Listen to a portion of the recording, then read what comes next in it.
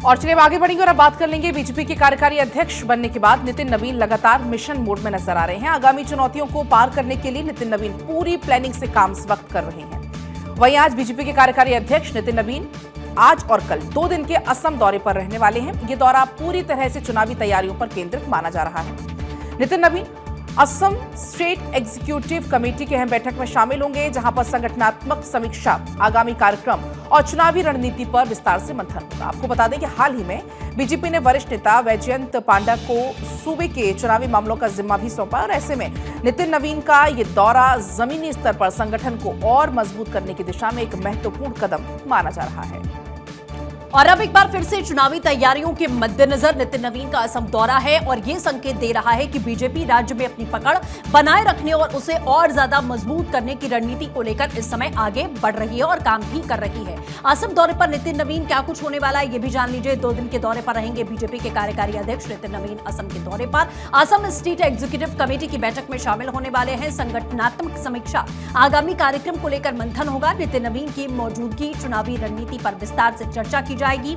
जमीनी स्तर पर संगठन को और ज्यादा मजबूत करने की दिशा में अहम कदम भी यहां पर उठाए जाने हैं। तो असम में मार्च अप्रैल में विधानसभा के चुनाव होने हैं। बीजेपी इस बार असम में जीत की हैट्रिक बनाने की तैयारी के लिए मैदान में उतरेगी। अब तक एक बार फिर चुनावी तैयारियों के मद्देनजर नितिन नवीन का यह असम दौरा संकेत दे रहा है कि बीजेपी राज्य में अपनी पकड़ को और ज्यादा मजबूत रखने और उसे मजबूत करने की रणनीति पर काम कर रही है।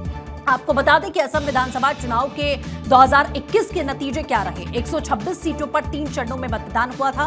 बीजेपी लगातार दूसरी बार सत्ता में आई थी और पार्टी को 33.21% वोट यहां पर मिले थे और 60 सीटों पर जीत हासिल की थी। असम गण परिषद की अगर बात करें, असम गण परिषद को 9 और यूपीपीएल को 6 सीटें यहां पर मिली थी।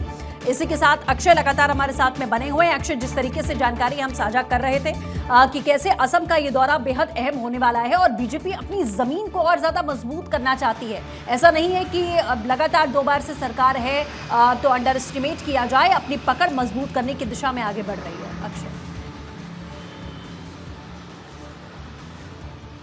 और देखिए, बीजेपी के बारे में हमेशा से कहा जाता है कि बीजेपी मिशन मोड में रहती है, चुनावी मोड में रहती है और इसीलिए राष्ट्रीय कार्यकारी अध्यक्ष अब पहुंच रहे हैं असम। निश्चित रूप से नितिन नवीन का ये दौरा बहुत महत्वपूर्ण है क्योंकि प्रधानमंत्री नरेंद्र मोदी कुछ दिन पहले ही असम को बड़ा सौगात देकर के आए हैं।